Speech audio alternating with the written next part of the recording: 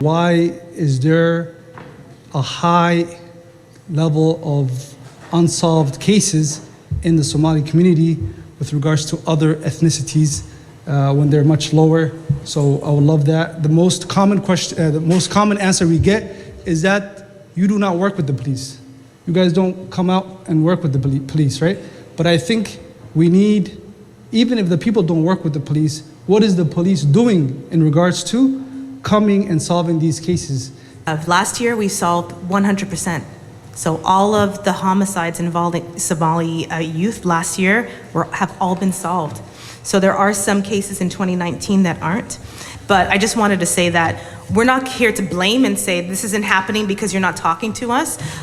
Yes, we would solve more when it comes to our shootings. They're unsolved in 2019. I'm only going as far back as 2019. Today, I got an email about a homicide, was it this year? Yeah. When did it happen? That was last, 2019. So we got an email saying they got a conviction today and he got life in prison. And one of the victims was a Somali. kulantii waxaan wanaagsan daawadayaasha qiimiga qadarinta mudano ilaantii meel ka soo joogtaanba waa mar kale iyo barnaamijkii aad uga barateen inuu idin ka soo baaha bartamaha Toronto magacay waa Maxamed Daahir Xasan daawadayaal waad ku mahadsantiin daawashada iyo waqtiga qaaliga ah waxaan idin leenahay sidii horeba uu yiri fanaanka caanka Xasan Aadan Samatar aan bariyaan kala maqnayne bulshada manwadba daawadayaal barnaamijkan idin hayno maanta waxa uu ku saabsanaan doonaa hadii alla idmo dhawaan shir ka dhacay bartamaha magaalada Toronto oo dhex maray ciidanka booliiska ee magaalada Toronto saraakiil ka tirsan iyo dhalinyarada iyagoo ku sugan ama Soomaalida qaar ka mid ah ee magaalada Toronto barnaamijku wuxuu aad iyo aad u qiimo badan ururka Today la yiraahdo soo qaban qaabiyay waxaan u ahaa mid ay su'aalo isku weydiiyeen halka isla markaasna saraakiisha kala duwan ee ciidanka booliisku ay ka jawaabeen su'aalihii aan halka ka soo baxay waxa ka mid ah waxyaabaha aad aanu la yaabnay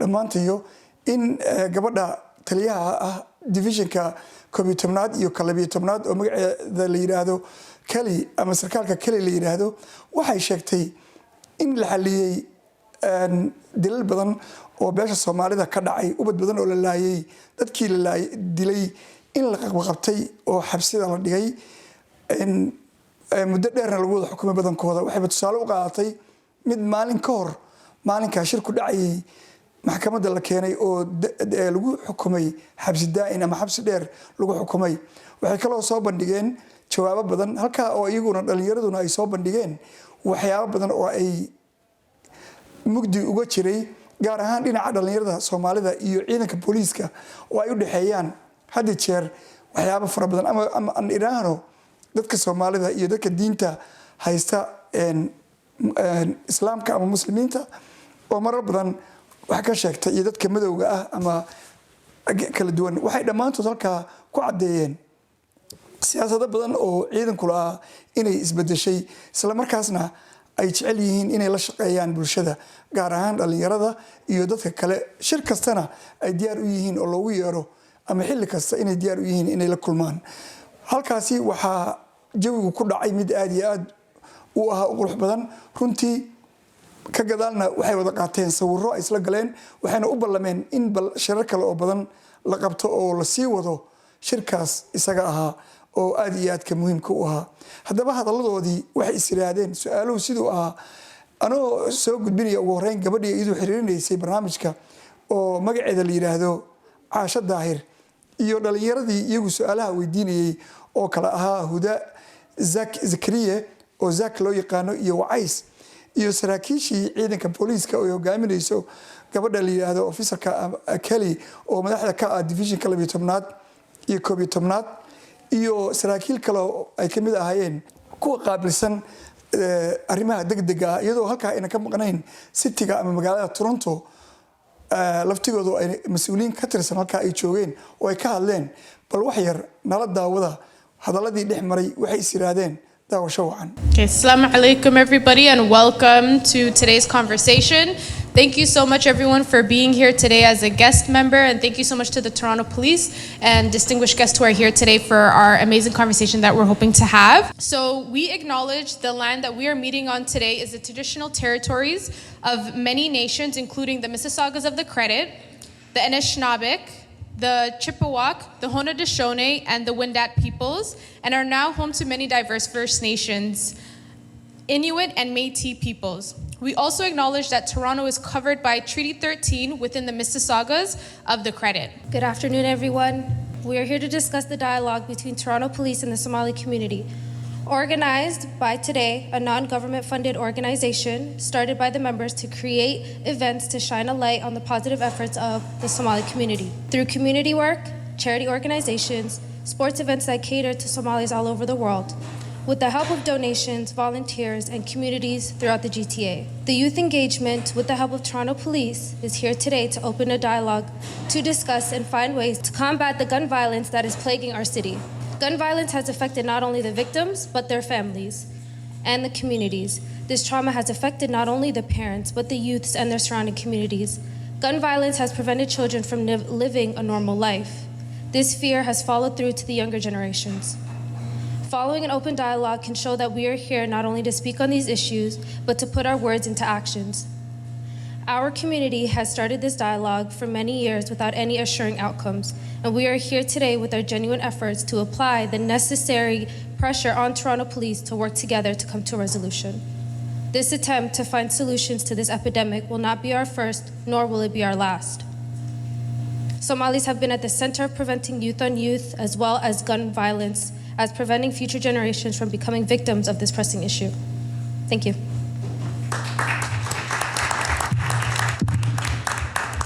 So now we're going to give it up to the TPS staff who are here to just introduce who's going to be here to answer some of the questions we have, and then we'll get into the questions. So whoever wants to start. Good evening, everybody. Thank you so much for having us, and I'm honored to be here tonight to speak with all of you. My name is Michelle Olszewski, and I'm a detective sergeant at the Gun and Gang Task Force and Centralized Shooting Response Teams, along with our gang unit. Good evening, everyone, and assalamu alaikum. My name is Kelly Skinner. I'm the superintendent and district commander of both 11 and 12 Division. Myself and my inspector, Paul Krofchuk, just started in these divisions about 2 months ago, so we're really excited to be here. We thank you for inviting us, and we're really looking forward to building a strong relationship with the community here. Good evening, everyone. My name is Paul Krofchuk, and like my boss said, I am the second in command at 12 Division. I started there about in August, so I am learning lots as we go, but I'm very happy to be here, and I really appreciate the invite here tonight. I think it's so important to have these discussions, and most importantly, you have my word that we will listen deeply and empathetically, okay? It's not just about hearing each other, but actually listening and understanding each other, so thank you again. Good evening, everybody. My name is Paul Dominy. I'm a staff sergeant here at 12 Division, currently in charge of the NCO program, the Neighborhood Community Officers.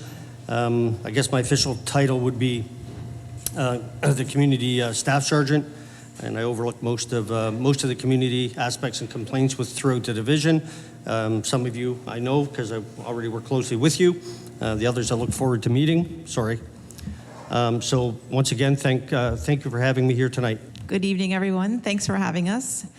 I appreciate the invite. My name's Julia. I'm an officer with the Toronto Police Service. I currently work in the Gun and Gang unit within the Integrated Gang Prevention Task Force. So we have, it's a relatively new unit. I'm hoping some of you have heard about it. I do see some familiar faces, which is great. Our work is very much community-based, which I hope to get a chance to tell you about. We're not an enforcement unit as part of the G&G unit. But we work very closely with members of the community, and Project Engage 416 is our project that's up and running. Assalamu alaikum. My name is Kevin Sarju. I'm from Toronto Police Service, Gun and Gang Task Force, and in the gang side. So we look at the conflicts within the communities across the city and across the province, and we try to get a better understanding.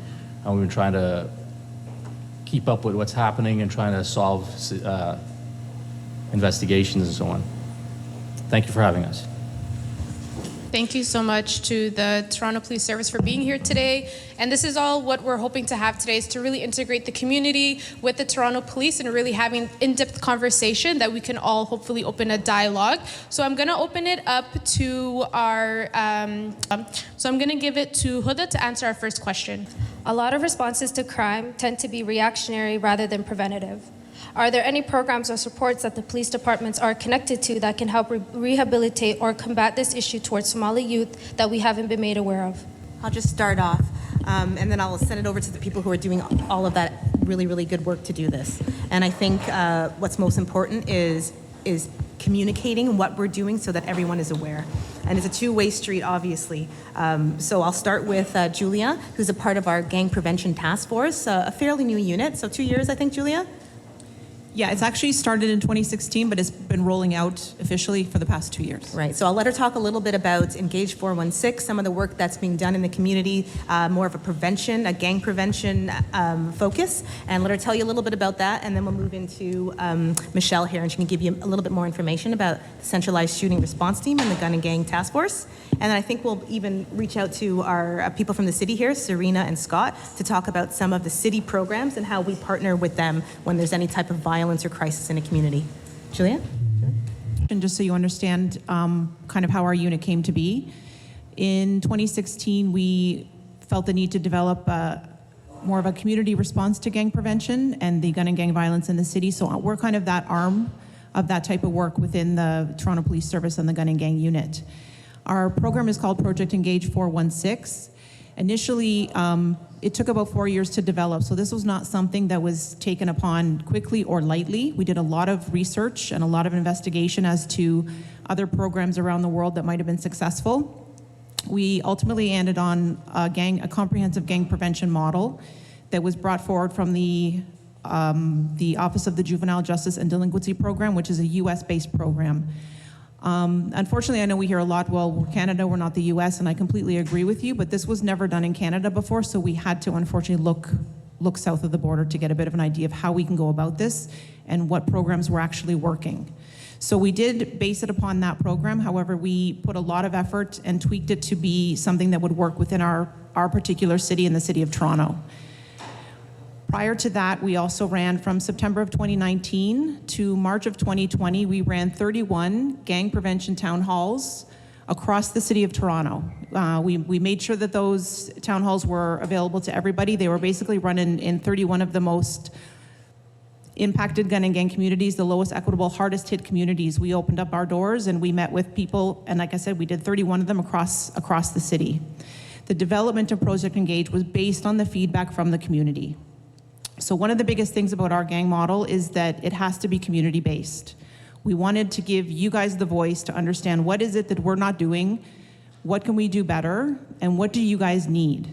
How are we gonna work together with you guys to make this something that could actually be effective and be working within the community? So we did put a lot of emphasis on the voice of the community when we developed Project Engage. I think that that's a really important piece, and we still try to do that as we move forward. So we have rolled out Project Engage. Initially, it's been a very grassroots approach. Because it's a pilot project, it's only up and running currently in the northwest quadrant of the city. So we work in 23 division, 12 division, and 31 division.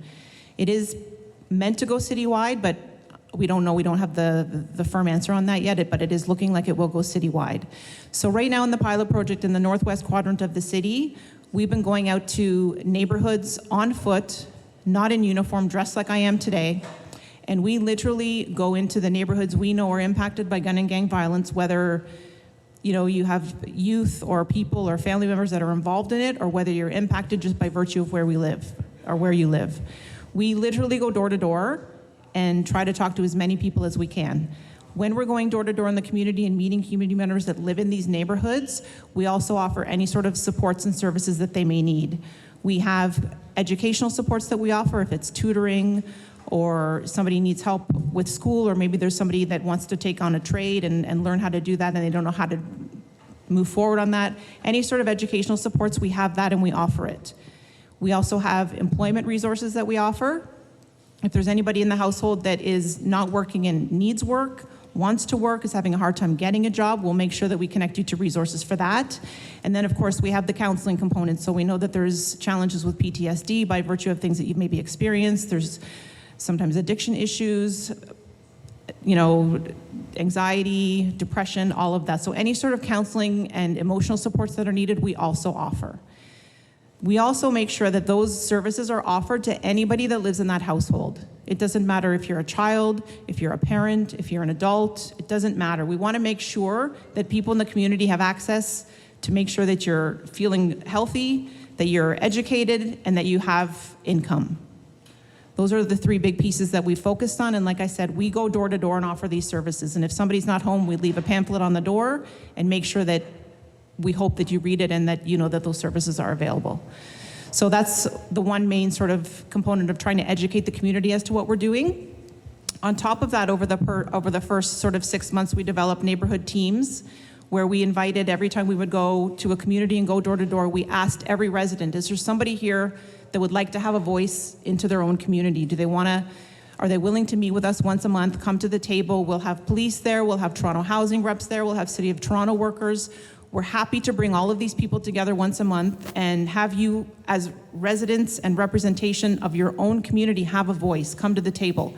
Tell us what the challenges are. Tell us what you're up against. Tell us what's difficult. Tell us what you need. Tell us how we can help you. We have worked really, really hard to try and give you that voice. And those meetings have been held on a monthly basis, and we do it per neighborhood. So for instance, in 12th Division, I've narrowed 12th Division down and broken it down into 4 neighborhoods because we know that different neighborhoods have different challenges. Different communities have different challenges.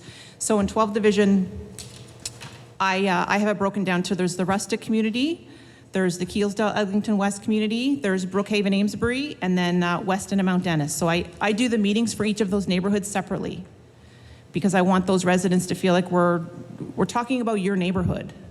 So that's been a really important piece. I've had great success with getting community members that are already doing great work and engaged in the community out to my meetings. However, I have to be honest, I've had very little success getting the residents and the people that live there to have a voice. So we've tried everything. I don't know if it's because it's police-led, but if somebody else wants to organize a meeting and just invite me to it, I'm happy to do that too. I have found actually recently that seems to work a little bit better. I get more residents that way. But we are trying, I can promise you that we are trying to give you an opportunity to have a voice. I've been holding these meetings for 2 years on a monthly basis. And I'm getting very little community involvement from the actual residents. So I open that to all of you. I would love to have anybody at that table and have that opportunity to hear your voice and to see if there's ways we can do this on a monthly basis. So that kind of sums up a lot of the work that we're doing now and within the community. So thank you. And I hope that if you take what Julie is saying to heart, and in these 4 neighborhoods, if you have a good representative for each one of these neighborhoods, and you'd like to partner with Julie to help bring more residents, and if you're holding the meeting or hosting the meeting, maybe you'll have more people that trust you and understand and come to the meetings. Because I think this is the only way we're going to improve our relationship. Relationships are required too. And so if we're here and we're willing, we want to build that trust back. We want to develop these relationships, so we'll need your support, right? And so I'm going to turn it over to Michelle, who can talk about our centralized shooting response team and kind of our enforcement arm and some of the preventative work and the groups that they work with. Okay, so like I said, I'm part of the centralized shooting response team at the Gun and Gang Task Force. And historically, you may not know that the shootings themselves were investigated individually by each of our 17 divisions across the city. And it wasn't as effective. There was a lot of breakdown in communication. So we know that the shootings, a lot of the times, are retaliatory in nature, and they don't stick within divisional boundaries or city boundaries for that matter. They actually travel across the city, and because of the breakdown, unfortunately, the solve rate wasn't that good, and the investigations were not as thorough as they could have been. So the service as a whole recognized this, and what we did back in 2019, we had a pilot project, and we took officers from each of those divisions and centralized the shooting response teams. We brought them all into the same unit as the Gun and Gang Task Force, and by doing this, just physically alone, having all of the investigators in one building, one room, we found that in itself increased the communication on all of these investigations. But a large part of that was that we still had to remain, keep the communication open with the actual divisions themselves. So it was a pilot project. It became a permanent entity, and we now have 8 teams that are investigating the shootings across the city. All the teams are assigned to specific areas, so they're very familiar with what's happening in their divisions. And the communication model across the city is phenomenal. We have intelligence, we have our gang unit, but we communicate with your divisions on a daily basis. Every time there's a shooting that occurs, the divisions are updated thoroughly with respect to the investigation, and we keep them updated as the investigations progress. But we also rely on the divisions to assist us with these investigations. They have the intelligence within their area as well. And also the community. They have the ear of their community within the area. So it became a permanent entity. We've now had it in place for 3 years. And I'm very happy to say that the solve rate has increased substantially in these violent crimes. The communication model is really what's made it very effective. And I worked at the Gun and Gang Task Force for many years in a covert capacity, and Gun and Gang was only covert. It was a proactive unit investigating firearm offenses and arresting individuals in possession of firearms. Because of that and the covert nature, we were not able to attend community meetings. We couldn't interact openly with the community at risk of compromising our investigations and our identity. But now that we've brought the centralized shooting response teams, we recognize the need for us as well to get out with the community and speak and interact with all of you, as you are the voice and you're the eyes and ears in your communities, and you can hear and see and know what's happening. So now I sit in front of you, something we've never done as a service, and it's made a significant impact, that in itself. And one other thing that we've also recognized is the community support and city support within the city itself. The importance of engaging in the communities that are impacted by gun violence immediately. So because the communication we have with the division itself, we're able to immediately identify the neighborhoods that have been impacted by each individual shooting investigation, whether it be the area where the shooting has occurred or an area where the victims reside, which may be different. We provide them with this information immediately, and then the divisional crime manager is able to reach out to the city support groups, community engagement, and engage the communities immediately that are impacted. It's not always the victims. The victims sometimes refuse victim services. They refuse the community supports. But we recognize that you living within these communities are still impacted. Your families are impacted, your children are impacted. And just like Julia has said, they are reaching out, knocking on doors, and we also have the city supports that we advise immediately where they need to go and offer that support. So it's just one further step that we've done to improve the support to you. And I didn't know if Serena or Scott, if you wanted to touch base on when a violent incident happens in a community, and we understand that, we come in, we do an investigation, but we understand that more support needs to go to the community members who are affected. And what we do is when we're notified as unit commanders or district or divisional commanders from Michelle's team that an act of violence has occurred, then we know that we need to connect with the city to ensure that somebody is going in after us to deal with the community, to make sure that they have all the support that they need. So I don't know if Serena or Scott, if you want to add to that program and what that looks like and how that communication works. I was just saying good evening and thank you for having us here. I'm Serena, as mentioned, and I work with the city's Community Safety and Wellbeing Unit. And so what I think would be great to share here is some of the programs that we have, that we work in partnership with some of you, as you may already know, other community partners and agencies along with Toronto Police Service. So the Community Crisis Response Program is one of those. Folks may be familiar with some of our team members, our community development officers who work with that team. And that program specifically is responsive to addressing incidents of gun violence and community violence. So as mentioned, when something happens in the community, we work with various communities in different ways. There's a couple different pathways of that, but being responsive to what those immediate needs are. So we know that there's increasing impact and increasing exposure happening in community across the city, and in particular communities where we know it's escalated. So we prioritize those communities and look at how best to bring in the right resources.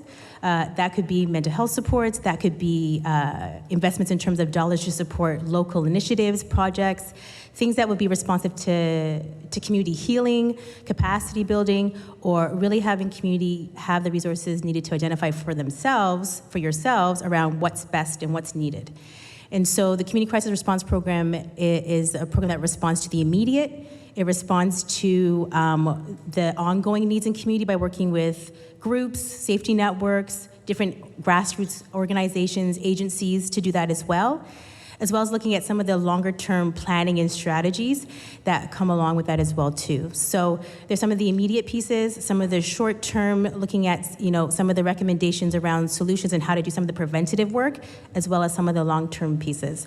One of the things that we have in there is our Community Crisis Response Fund, which is a fund that can be applied to by community. It could be a resident group, it could be through a grassroots, it could be through an agency that is responding to something that's traumatic that's happened in community.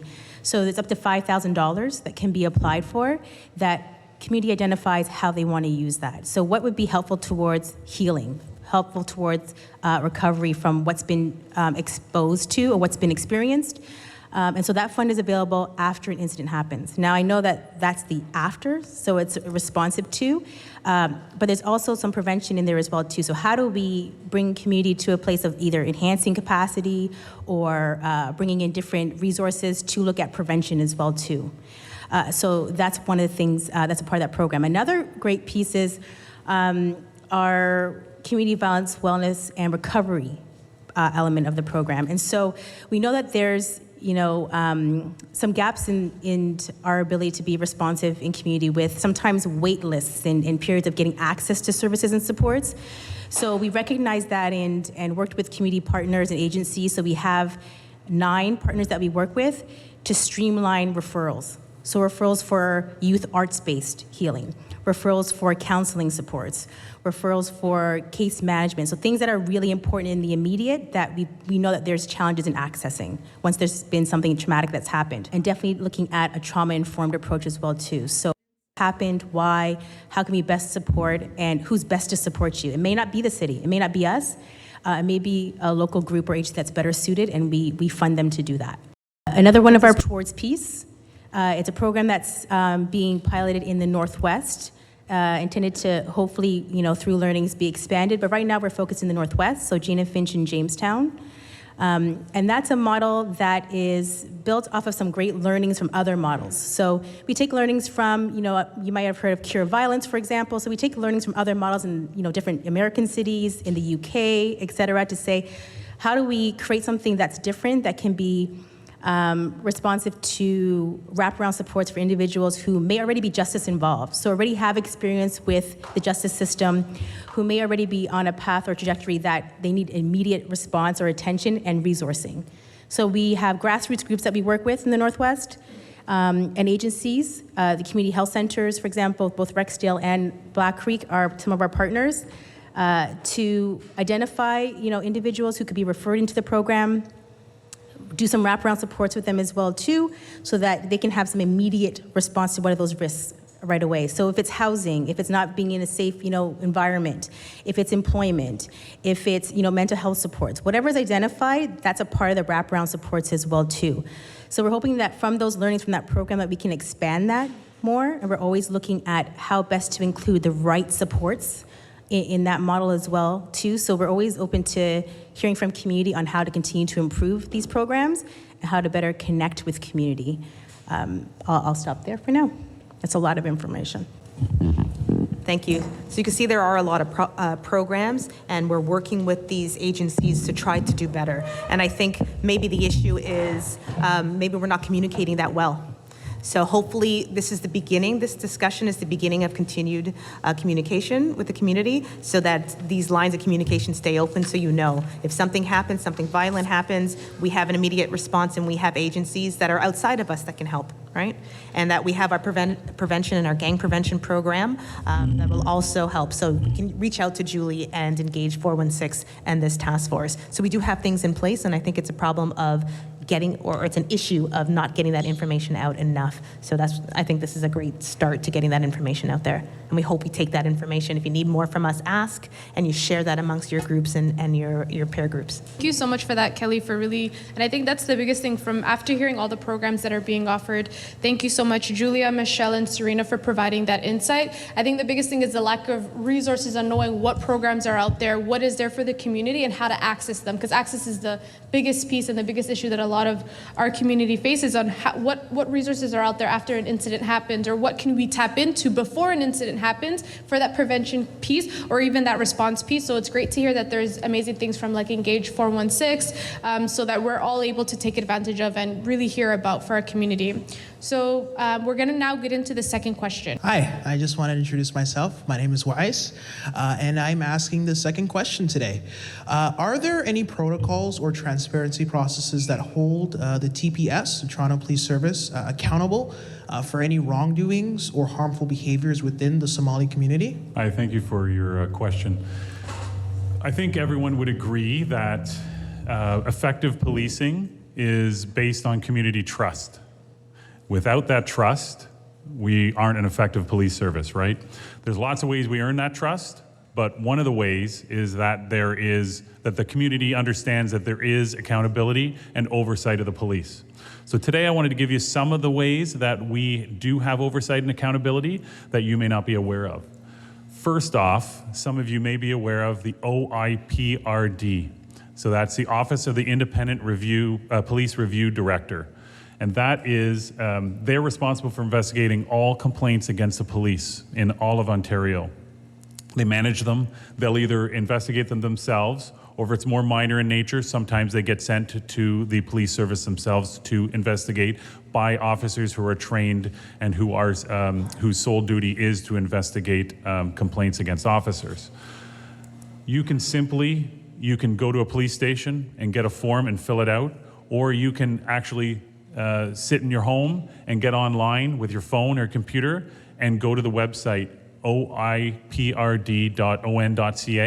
and make a complaint that way. So it's very easy to do, and that will be investigated. We also at Toronto Police have our professional standards who are responsible for investigating serious criminal investigations that police officers do, or conduct issues. At every division, we also have the unit complaints coordinator, whose job is to investigate less serious investigations and to come to resolutions when complaints happen against police. Some of the other things that we do, for instance, that you may not be aware of, every time a police officer pulls out their weapon in public, their service firearm, that they must fill out paperwork. Every time they pull out their taser, even just to have it out of their holster, there is paperwork that has to be completed. Every marked police car in the City of Toronto has an in-car camera system that records whenever, for instance, when officers go in to turn on their emergency lights, it automatically goes back 30 seconds to what was recorded 30 seconds before that, and then continues recording, not only video, but audio. Every officer that's in uniform who's in priority response right now has a camera on them. You'll see it in the middle of their vest. They'll typically have a camera here. That is turned on when they are engaging the public in certain instances. If they're just chatting with you friendly, it may not be on, but if it is on, they will advise you that it's on. These type of things are actually reviewed randomly by supervisors at each division. So supervisors will randomly check these videos for proper conduct, and if anything is incorrect, it'll be properly investigated. And not only that, but there's certain times where our procedures require us to actually investigate. So if an officer is involved in a pursuit in a police car, then that is reviewed. That video from the police is from the in-car camera system is reviewed. Things like that.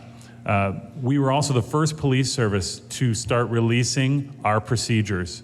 So if you type into Google and you go Toronto Police Service procedures, it will take you to copies of exactly what officers are expected to do in terms of certain instances.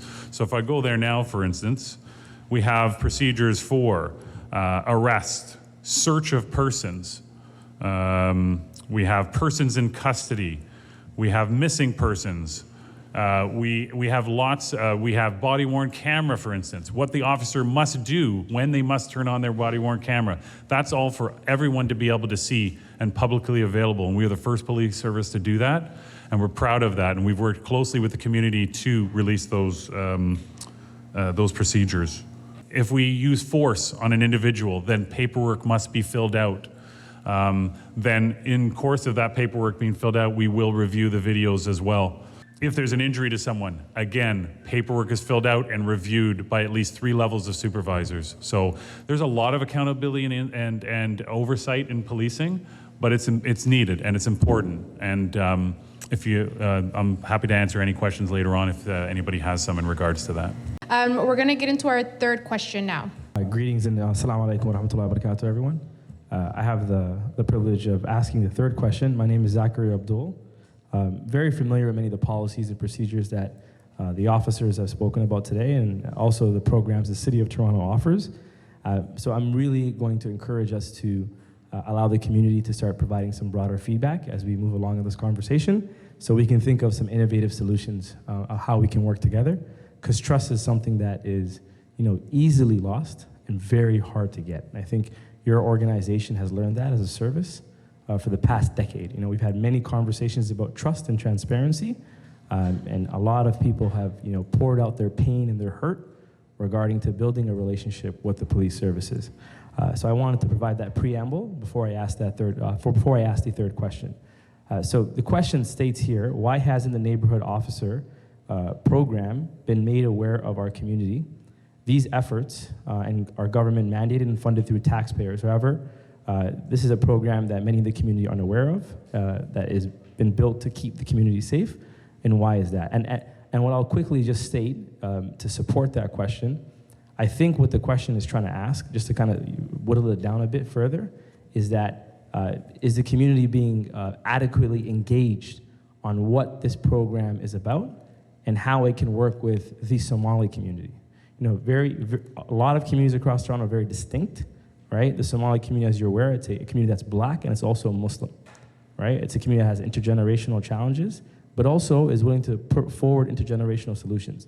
So when we look at this neighborhood officer program, is the Toronto Police Service willing to explore more creative ideas of how a program like that could work with the Somali community? So just to start, the mere fact that this question is on this paper today is concerning to me. I will tell you that I'm only going to speak about 12 Division and our current NCO program because I can't really speak to the other divisions in which you may reside. I will tell you that our NCO program at 12 Division is very aware of the Somali community. We do have a large Somali community here in 12 Division. Currently, we have 4 of our 8 neighborhoods that have designations as neighborhood community neighborhoods, and each one of those neighborhoods have 4 officers. I'm just going to go through a little bit about what the program is, just so you have a bit of an understanding, because once again, the fact that the question is here tells me that either we're not doing our job in getting our information out there, or there's a failure here somewhere, clearly. So, first of all, our NCO officers are police officers. They do perform the duties of regular police officers. They're easily identifiable because they wear a bit of a different uniform, something a little less aggressive than what regular police officers would wear. You'll see them in your communities on bike drives, sock drives, all things like that. We stay in touch with our people at Loft because they offer quite a few different services as well. We come out to any event that they do. But probably our biggest impact on the community, I would think, in relation to engaging with the different communities is through sports. And I had heard earlier, somebody mentioned about the Somali soccer programs and such, and we're very familiar with the one that takes place over at Weston Road. We're very familiar with the one that's at Centennial Park as well. If there's an engagement piece that we can be a part of in relation to any of those sporting events that you guys have, not only will we come, but we will come in numbers. We will be there, we will engage with you, we will help you, we will give you every resource that we can possibly give you. So, like to say, just to kind of get back to the question, if we're aware of the Somali community, absolutely. We're very, very aware. We are trying to communicate, educate, get our programs out there the best ways that we can. Like I say, we utilize our community partners to assist us. They utilize us as well. 4 communities that we currently have officers assigned to in this in 12 Division would be our Weston neighborhood, Weston Lawrence area, Rustic neighborhood, which includes Falstaff. Probably saw our community officers at a lot of the Falstaff meetings in relation to firearms violence over the last couple of years, because believe me, we've been at every single one of those meetings, myself included. The ones that the mayors have attended, the one that the chief has attended. There was a camera asked for. That's the fastest Toronto police camera that's ever been installed, I swear, in the city of Toronto anywhere, is the one at Falstaff. Because we had members of the Somali community ask for that camera, and we made that an instant priority. And like I say, I've never seen one go up quicker anywhere than that one. So we are listening. I feel bad that you feel that we're not aware of you, because we certainly are. We have Beachboro Greenbrook and Rockcliffe Smythe, which is the Woolner area, and as you know, that's been plagued with a fair bit of firearms violence too over the last 2 years, but it's severely dropped as a result of our efforts, the efforts of the TCHC. We were over there, we were doing a safety audit on the whole premise, a whole bunch of stuff got changed. So I guess my recommendation is, you know who I am now, you know who the bosses here are from 12 Division, you know what our neighborhood officers look like within the community, extremely approachable. Approach any one of us at any time, send me an email. Whatever it is that you need from our neighborhood officer program, we will be there to support you the best that we possibly can.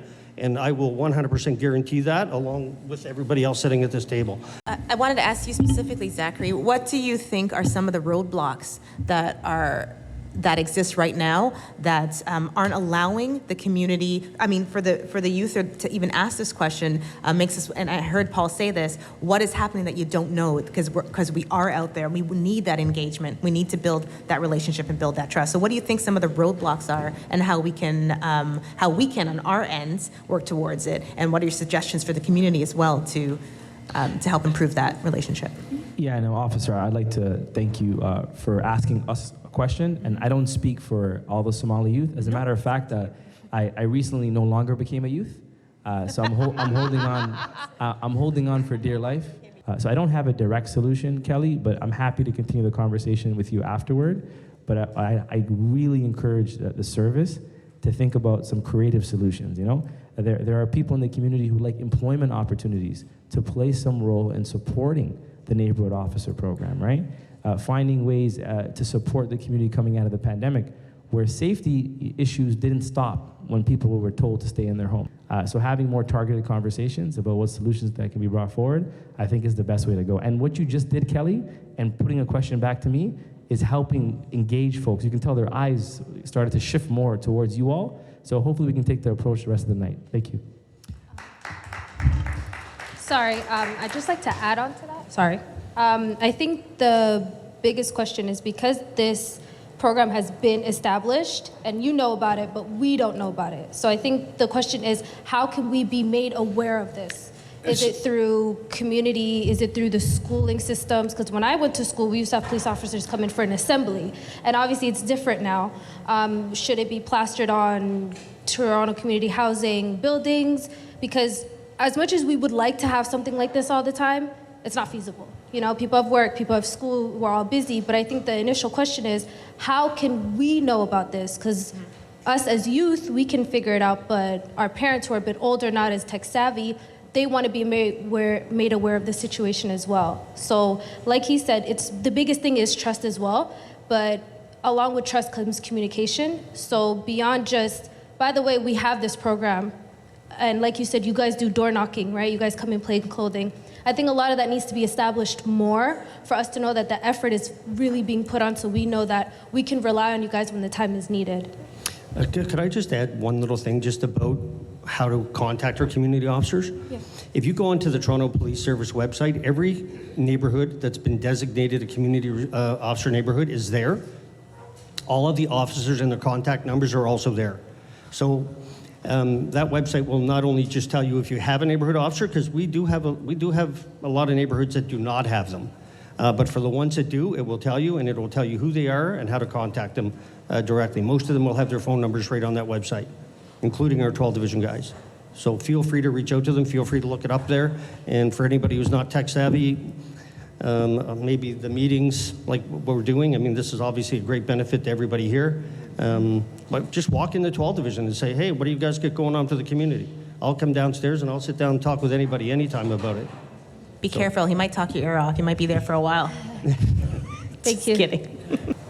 Just to answer your question pertaining to how you guys can be familiarized with the officers. So the neighborhood community officer program, we've changed the mandate because through education and learning, right? The officers are going to be designated to that neighborhood for 4 years. So for example, say I live in a building with you, and you see me in the lobby the first time, you're probably not going to say hello. But if you see me the third, fourth, or fifth time, you might say hello to me, right?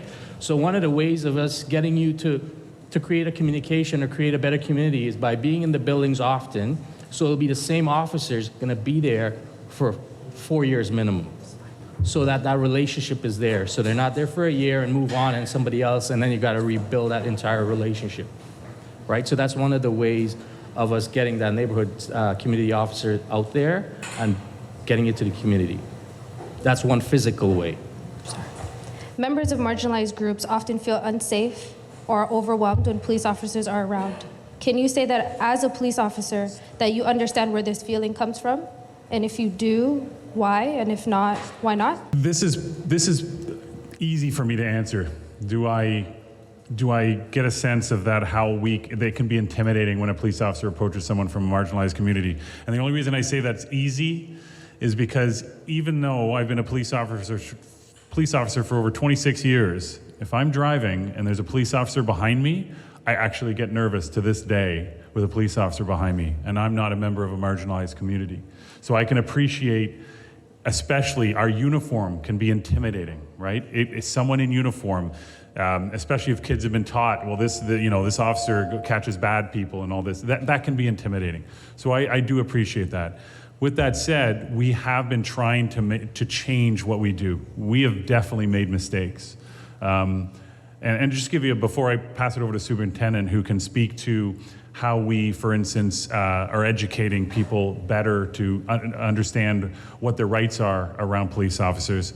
Even the way we conduct our enforcement has changed in order to not be as intimidating. And to give an example is, when we used to do, say, a big project, what we used to do back in the day was we would come at dawn before the light broke, and we'd come in with our ETF and our SWAT team and big trucks, and we'd come down and arrest about 10, 20, 40 people across the city. And what we found out, and from talking with the community members, was that this was stigmatizing the neighborhoods, right? Because what was the big news? What was the first news that night? In this neighborhood, they arrested this many people.